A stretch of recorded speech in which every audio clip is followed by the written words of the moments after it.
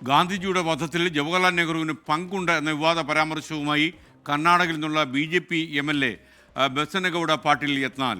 ഗാന്ധിജിയുടെ ശരീരത്തിൽ നിന്ന് ലഭിച്ച 3 ബുള്ളറ്റിൽ ഒരെണ്ണം മാത്രമാണ് ഗോഡ്സെയുടെ തോക്കിൽ നിന്നുള്ളത്. ഇതിനർത്ഥം നെഹ്റു ഗാന്ധി വധിക്കാൻ പദ്ധതിയിട്ടിരുന്നു എന്നാണെന്നും ബസനഗൌഡ പാട്ടീൽ പറയുന്നു. ചെന്നൈയിൽ നിന്ന് മുഹമ്മദ് റഗീസ് വിശദാംശങ്ങളുമായി ചേരുന്നു. നാഥുറാം ഗോഡ്സെയുടെ തോക്കിൽ നിന്ന് ഒരു ബുള്ളറ്റ് മാത്രമേ പുറത്തു വന്നുള്ളൂ എന്നാണോ ഇദ്ദേഹത്തിൻ്റെ പക്ഷം? എന്താണ് ബസനഗൌഡ പാട്ടീൽ പറയുന്നത്? SKN വലിയ ഒരു വിവാദ പരാമർശമാണ് ഇപ്പോൾ BJP MLA നടത്തിയിരിക്കുന്നത്. നേരത്തെ ഗാന്ധി വധവുമായി ബന്ധപ്പെട്ട് പല BJP നേതാക്കളും MLA മാരും ഒക്കെ ഇത്തരത്തിലുള്ള പരാമർശങ്ങൾ നടത്തിയിട്ടുണ്ട്. പക്ഷേ ഇത്ര കടുത്ത ഒരു ആരോപണം ഉന്നയിക്കുന്നത് ഇതാദ്യമായിട്ടായിരിക്കും.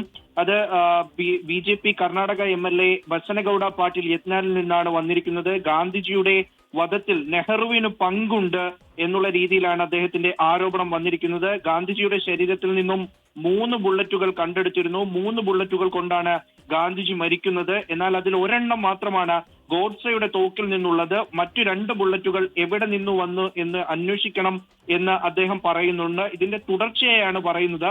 മറ്റ് 2 ബുള്ളറ്റുകൾ വരാൻ കാരണം നെഹ്റു ആണ്. നെഹ്റു ഗാന്ധിയെ വധിക്കാനായി പദ്ധതി ഇട്ടിരുന്നു. ഈ പദ്ധതിയുടെ ഭാഗമായിട്ടാണ് അവിടെ അത്തരത്തിലൊരു സംഭവം അരങ്ങേറിയത്. അങ്ങനെയാണ് ഈ ഗാന്ധി മരിക്കുന്നത് എന്നുള്ള തരത്തിൽ വലിയൊരു വിവാദമുണ്ടാക്കുന്ന പരാമർശമാണ് ഇപ്പോൾ BJP MLA ഭാഗത്തു നിന്നും വന്നിരിക്കുന്നത്.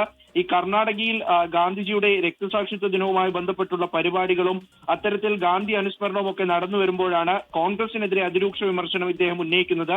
ഇതിനിടയിലാണ് ഗാന്ധി വധത്തിലും ഒപ്പം ഗാന്ധിയിലുമൊക്കെ ഊറ്റം കൊള്ളുന്ന വെറും വാചകങ്ങളിൽ മാത്രം ഊറ്റം കൊള്ളുന്നവരാണ് കോൺഗ്രസുകാരൻ എന്നുള്ളൊരു പരാമർശം നടത്തി ഇങ്ങനൊരു വിവാദ പരാമർശം ഇദ്ദേഹത്തിൽ നിന്ന് ഉണ്ടായിരിക്കുന്നത്. SKN.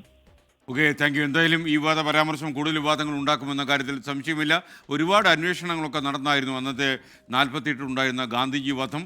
അപ്പോൾ ഇപ്പോൾ ഇങ്ങനെയൊരു പ്രസ്താവനയുമായി വരുന്നത് രാഷ്ട്രീയ ലക്ഷ്യം വെച്ചാണോ എന്നറിയില്ല. എന്തായാലും ഈ പരാമർശം കൂടുതൽ വിവാദം ഉണ്ടാക്കുമെന്ന കാര്യത്തിൽ സംശയമില്ല.